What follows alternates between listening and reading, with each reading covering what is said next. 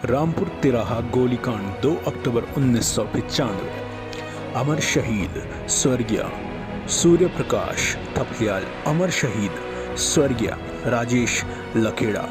अमर शहीद स्वर्गीय रविंद्र सिंह रावत। अमर शहीद स्वर्गीय राजेश नेगी। अमर शहीद स्वर्गीय सत्येंद्र चौहान। अमर शहीद स्वर्गीय गिरीश भाद्री। अमर शहीद स्वर्गीय अशोक कुमार केशव।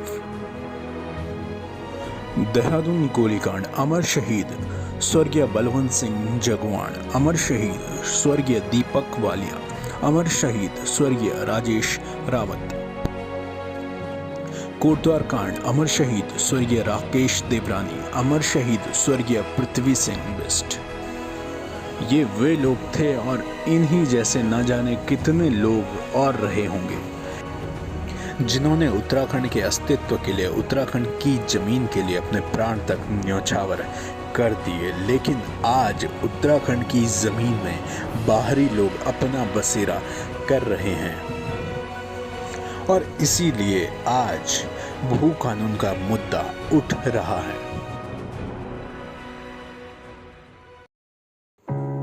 भू कानून क्या होता है? ये भू कानून, भू कानून का सीधा सा मतलब है आपकी भूमि पर केवल और केवल आपका अधिकार।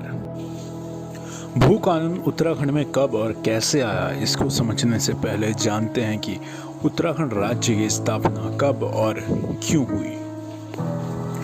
उत्तराखंड उत्तर प्रदेश से कई मायनों में अलग था, चाहे वो उत्तराखंड की भाषा, वेशभूषा या रहन सहन हो। और यदि आप उत्तराखंड आए तो आप देखेंगे अधिकतर उत्तराखंड पहाड़ों में बसता है। इन सभी कारणों की वजह से उत्तराखंड को एक अलग राज्य बनाने की मांग उठी। 9 नवंबर 2000 को उत्तराखंड उत्तर प्रदेश से अलग होकर एक नया राज्य बना। इसके बाद जब उत्तराखंड एक अलग राज्य बन चुका था तो उसके साथ ये कानून भी लागू किया गया कि अगर उत्तराखंड में कोई जमीन खरीदना चाहता है तो वो 500 स्क्वायर मीटर जमीन ही खरीद सकता था। फिर 2007 में उत्तराखंड सरकार ने इसे 500 वर्ग मीटर से घटाकर 250 वर्ग मीटर कर दिया था। इसके बाद साल 2018 में उत्तराखंड सरकार ने एक नया अध्यादेश लाया। इसमें धारा 143 के धारा 154(2) जोड़ी गई। अगर सीधे शब्दों में बोला जाए तो इसके बाद जो जमीन खरीदने की सीमा थी उत्तराखंड में, उसको समाप्त कर दिया गया। कोई कितनी भी जमीन खरीद सकता था। अब सवाल ये उठता है कि भू कानून की मांग क्यों उठ रही है?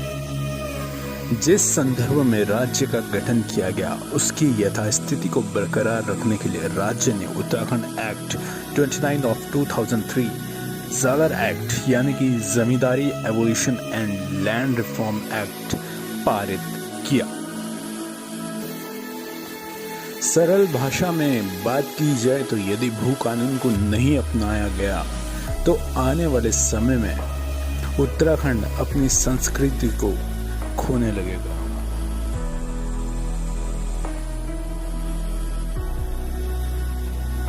मान लीजिए कोई कंपनी उत्तराखंड में अपना प्लांट लगाती है तो उससे डेवलपमेंट तो होता है, लेकिन जो रोजगार है वो उत्तराखंड के लोगों को नहीं मिलता। जब पहाड़ों में होटल, रिजॉर्ट या फैक्ट्रियां बनती हैं तो आपने देखा होगा वहाँ मैक्सिमम लोग जो काम करते हैं वो बाहरी लोग होते हैं।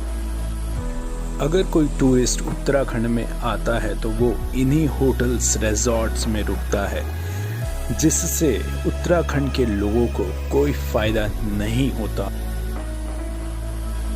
हम ये भी नहीं कहते कि उत्तराखंड में टूरिस्ट का आना बंद कर देना चाहिए, लेकिन यदि इन टूरिस्ट से फायदा केवल और केवल बाहरी कंपनियों को हो तो अगर इन कंपनियों में 50 से 60% रोजगार उत्तराखंड के लोगों को दिया जाए तो शायद उसमें उत्तराखंड का कुछ फायदा होगा, लेकिन ऐसा भी होता नहीं है।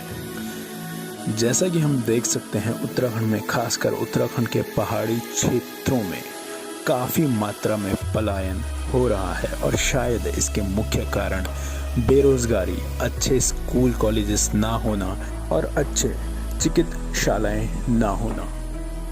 सिर्फ भू कानून को अपनाने से भी उत्तराखंड का विकास नहीं हो सकता। हमें और हमारी सरकार को अपने पहाड़ों पर भी ध्यान देना चाहिए और हमें इस काबिल बनना होगा कि हम अपनी भूमि का इस्तेमाल सही ढंग से करें, क्योंकि असली उत्तराखंड इन्हीं पहाड़ों में बसता है।